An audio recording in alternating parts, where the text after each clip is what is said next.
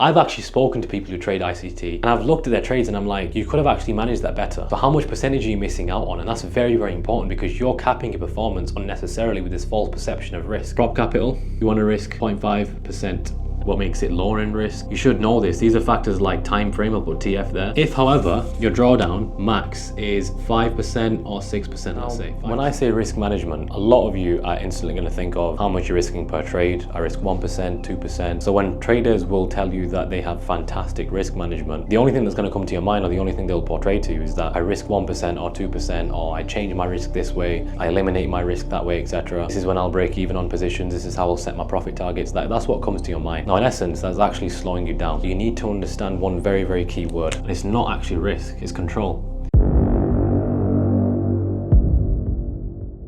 This affects every single one of you.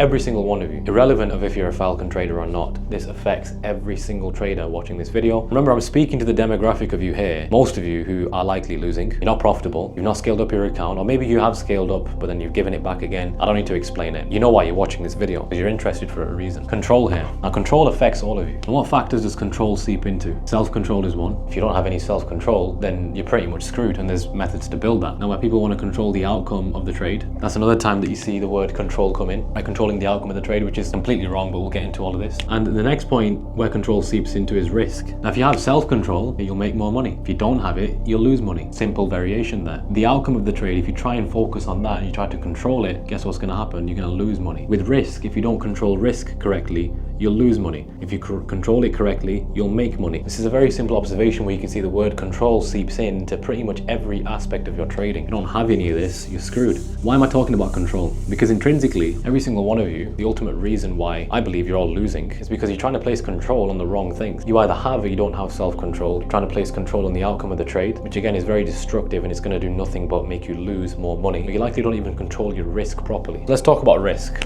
because this is something that's so misunderstood, it is shocking. Now, with regards to risk, what can you control? You can control the dollar amount that you risk per position. You can control your mood. Now, this is fairly, or it should be fairly evident how mood affects risk. We're viewing risk in a completely different fashion here today. Where most people view risk is just this part, a very small part of the pie. You have to understand what variables also affect your mood negatively, and definitely even positively as well. If you don't understand what gets your mood higher versus what gets it lower, you're missing out on this massive chunk. The next point is technical factors. And with technical factors, there's extremely simple things here. For example, was your plan met on that trade? I want you to start looking at everything we're looking at as increasing risk or lowering risk on your trade portfolio. So if a trade doesn't meet your plan, then that'll increase risk. If a trade meets your plan, it will lower risk. Next point, what is the actual risk grading of your setup? I'm going to talk about this in a little bit more detail shortly. Does your trade hold a higher risk? Does your trade hold a lower risk? How do you actually observe that? Okay, you should know this. If you don't know this with the method that you trade, if you don't know this with the way that you trade, you either don't know it well enough or your system is intrinsically broken. Another one could be time of day. For example, are you trading euro dollar out of session? Are you trading at 11 p.m. UK time, midnight UK time, when its session is primarily London or New York? That's Asia session. What time zone or time session are you trading your pair in? The way that we trade, a lot of your Falcon traders will know we're not particularly constrained to one session. So pound dollar might give a trade that's slightly out of session, but if it's worth taking, it's an effective trade and it's not too close to swap hours, we can take that. We're not bound to one session with how we trade. But you get my point. There's so many different technical factors that I can map in here, but the two that I want you to focus on is, was your plan met on that trade, and also the risk rating of that setup. Is it appropriate? Okay, what do I mean by that? If you go back to the previous lesson where I talked about the numbers line, I said that if you're past a certain percentage, you can afford to take a trade that has a higher risk. If you're beneath a certain percentage, you can't afford to take a trade that has a higher risk. And if you approach it with that very mechanical thought process, what's going to happen is your trading is going to become a lot less stressful. You can control decisions. You choose what kind of trades to get involved in. You also choose what kind of trades to stay out of. That's in your control, your decisions. So you look at a trade, does it meet my plan? No. So you decide to stay out. That's a choice of control. Does the trade have a lower risk? Yes, it does. Cool. You choose to take that trade. Control. All right, this trade has a higher risk, but I'm not financially where I need to be in terms of P&L to afford that risk. So I choose to stay out of that trade. Again, control. So these are all the different category of factors that can affect your trade. Technical factors, you got to list them out. What are they? What things can you actually control that affect your risk? Increase it or decrease it. Your mood directly influences your trading. No matter what you think or what you've been told, it is the truth. If you're in a terrible mood, it's going to affect your decisions for a fact. And we know that decisions are essentially the backbone of your trading. Your decision to stay out of the market, to get into the market, your ability to make decisions properly is actually up there with one of the biggest factors that affect your trading positively or negatively. A lot of the reason reason why a lot of you watching may have either not been able to get funded yet, may have never been able to get a payout. The reason why you're going through a lot of the problems that you know you're going through right now is genuinely because of the decisions that you make. The same way that you might be deciding not to get education, but you're just going to turn it away. It's a decision. How many decisions are affecting your trading negatively and positively? You know, how many things have you not tried out? Have you not tried to invest money into? Figure out, will this actually affect my trading positively? How many decisions away are you from solving all of your issues? Because look, at the end of the day, I can only give you so much information. I can only give you so much advice, so much help. You're not going to take any of it, and you're going to decide not to utilize what I'm telling you. You're going to decide to ignore all the key points that I'm giving you, the advice that I'm giving you. If I'm telling you to go get education and you decide not to do it, that's your own doing. Trading is like an arena of decisions. That's what it's about. The best traders in the world are the best at making decisions. They're very decisive people. The worst traders in the world are the worst decision makers. Basically just a transfer of money from people who can't make decisions effectively to people who can make decisions effectively, and vice versa. So your mood definitely influences the way that you trade. You woke up in the morning and you're not in the best state of mind. You're not even aware of it, which is more dangerous. You've had an argument, or you've missed a few trades, and that's tampered with your mood. That's going to affect your decisions massively, I'm telling you. So you got to figure out what are the trigger points that negatively influence your mood, which then leads you on to making poor decisions that are affecting your performance and ultimately making you lose money. What are also the times that you're in a good mood, and why is that? You've got to pinpoint these things. Like I've been saying throughout these whole lessons, what gets measured gets improved. All right, and the amount you risk per position, I mean, this is a given. You shouldn't be changing your risk on each trade. You shouldn't be thinking this trade looks better, so I'm going to risk more. I'm not even going to elaborate on that because that should just be common sense. Have a fixed risk per position. Next point, this is not a theory, this is a law, especially in trading. And the law is fast equals slow and slow equals fast. If you don't believe me on this, you're either not yet experienced, and any one of you who are experienced will know this is 100% true. How many of you have tried to do things the quick way, get loads of different accounts, FTMO accounts, whatever it might be, buy loads of accounts and try to just basically pass the whole thing, and you're actually in a worse situation right now. I'm yet to meet anybody that's done it the quick way or approached it the quicker way and is still maintaining trading higher amounts of capital, has consistently made money, and that are actually doing well. Most of the guys, if not all of the guys that have done that, are actually in debt and are still losing money, and you're frustrated. It's annoying, right? And trust me, I know what it's like, because I speak to these guys all the time. So why is this important? Because if you approach things in this way in your trading, with this mind frame of slow equals fast, you do things a slow and sustainable way, you'll ultimately get to where you want to get to a lot quicker. When it comes to managing risk, this mind frame is very, very important. But let me get to something more practical now so you can understand this. Imagine now this is your trading plan.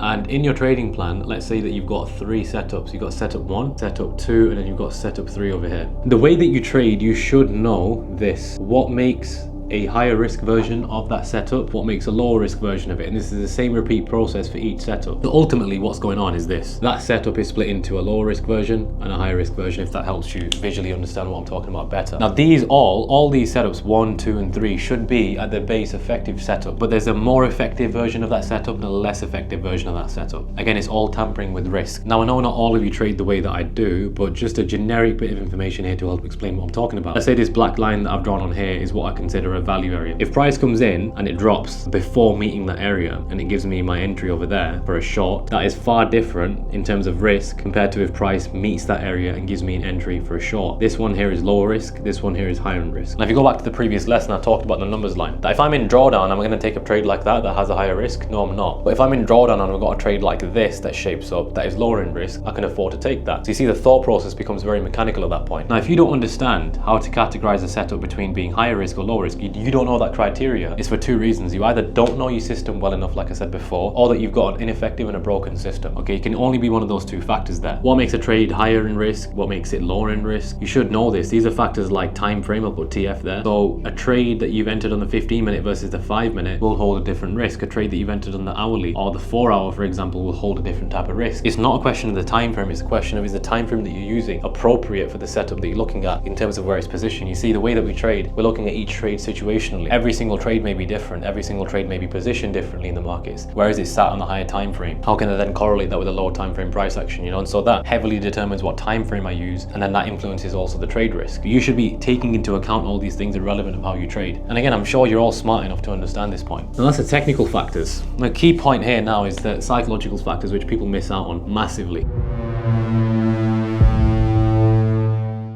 Left side right side of your brain. I want you to see it very simply. I'm not going to bore you with all the science because most of this is bullshit. The right side, this is the boss. The left side here, this is the worker. All right, you have the boss and you have the worker. Very simple to understand. Now what the boss will do is he'll give an instruction. I'll put it give instruction, and the worker over here will follow instruction. Now your left side, what does that represent in terms of your brain? Analytical. Your right side is your emotional side. This is the more powerful side, hence why I've called it the boss. Whatever emotional state that you're in, what your left side will do is it will follow suit with whatever emotional state that you're in. Let's say for example that I have this bias to get involved in the market. I'm really hell-bent on getting involved in the market. Why would I be? Because I've missed loads of trades. My FOMO is really, really high. Let's say I've got financial pressures, thinking, man, I've got to pay the bills, or peer pressure, I've got all these kind of things. It's different for everybody. All of you will know exactly what I'm talking about here. Something will affect or infiltrate the state of mind that you're in. Now, if you've got a bias to get involved in the market, what's going to happen is your left analytical side is going to find every single logical, analytical, mathematical, technical, every reason to get involved in the market. That's the times when you look at a trade and you'll think, you know what, that looks pretty good. That seems like a really nice trade to take. You take it and then you realize afterwards that it was a terrible trade that you took, and you don't know why you even took the trade in the first place. Now you see, if you're not tracking all these things, they're always going to happen in the background, and irrelevant of how well you know your strategy, irrelevant of how many years of experience that you've got,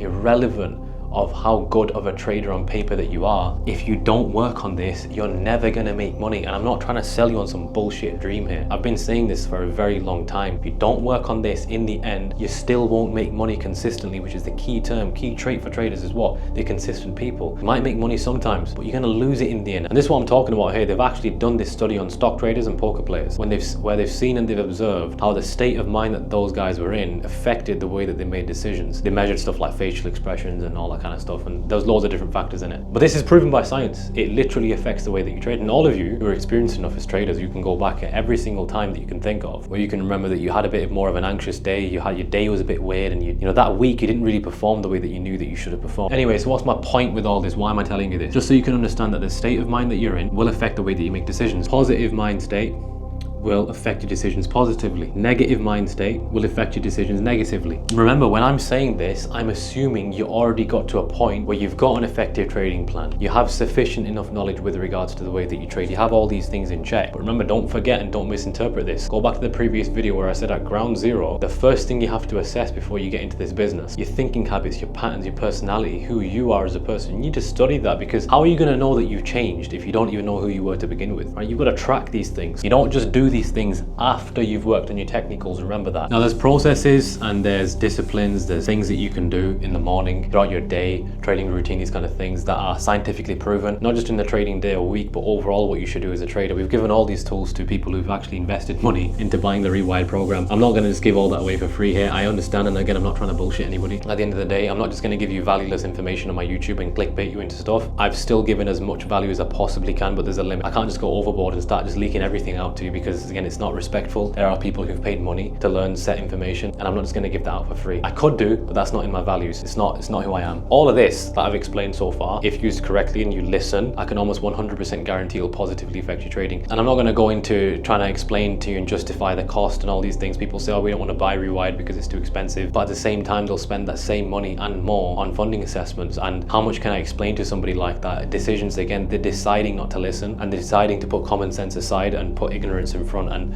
I can't help people like that. I can only help a lot of you that want to be helped. Next point is financial risk management. Okay, again, very simple. This is just fixed risk per trade.